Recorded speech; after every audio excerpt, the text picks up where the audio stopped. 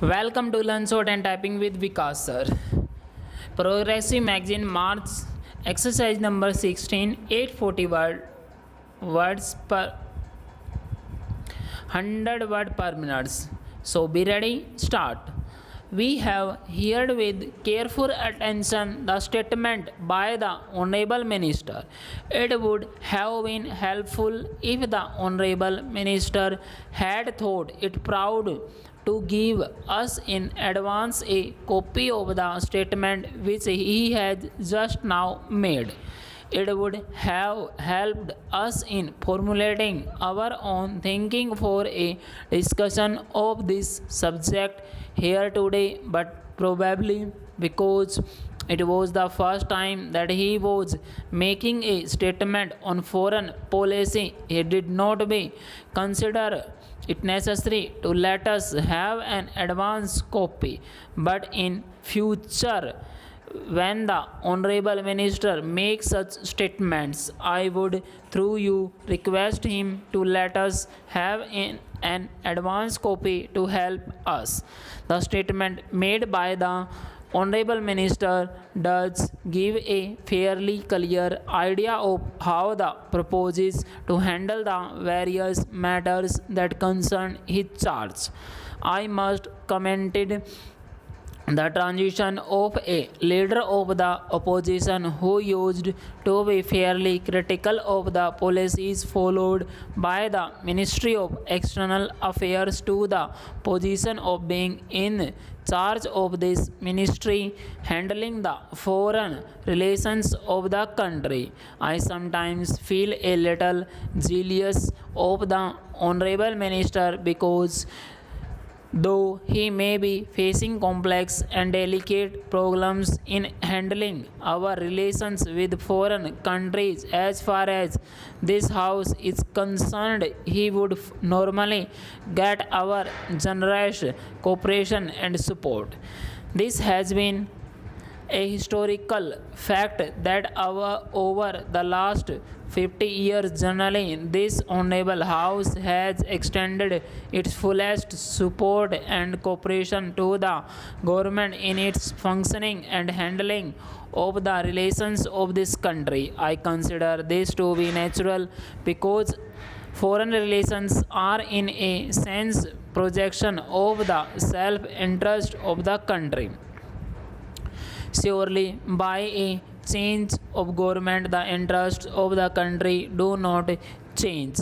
And so, we are happy that the new government has given this House and the country as an assurance that they will pursue the policies that have been the bedrock of the foreign relations of the country.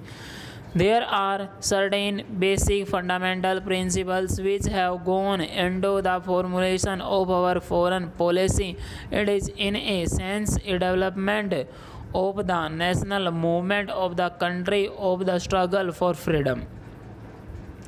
I may point out that it has been this country's endeavor all along to support the freedom movement of various countries in the world of people from colonial rule.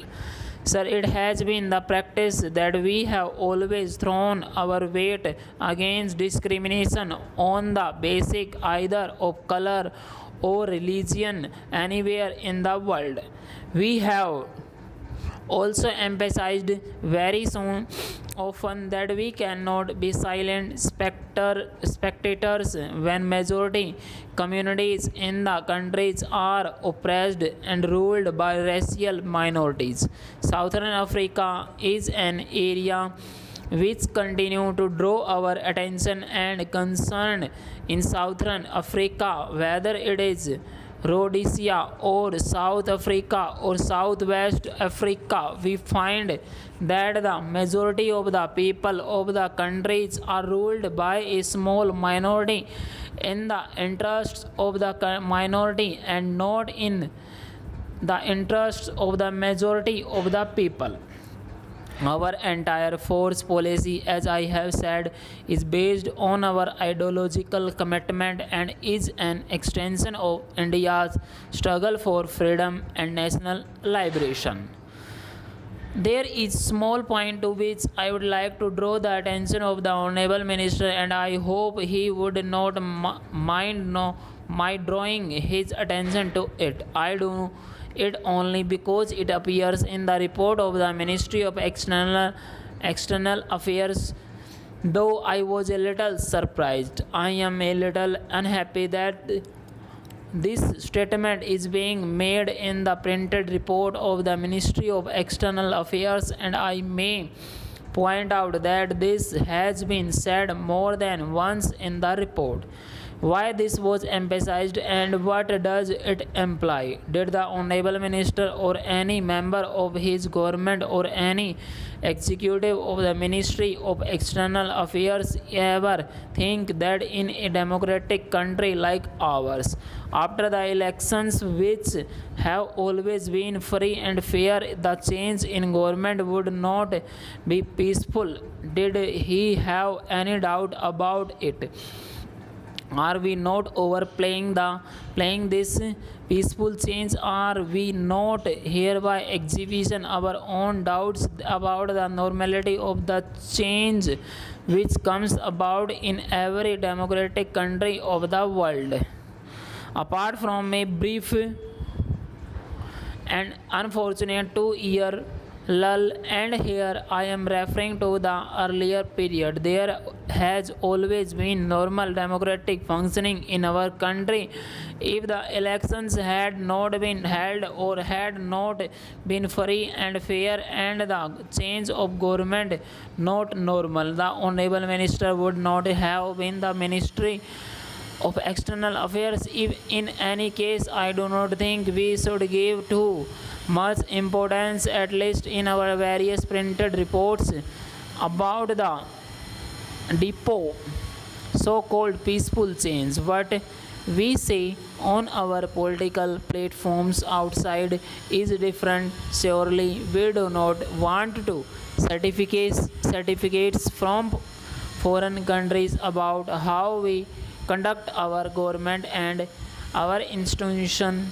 You will kindly excuse this and take appropriate steps in his directions. Full stop.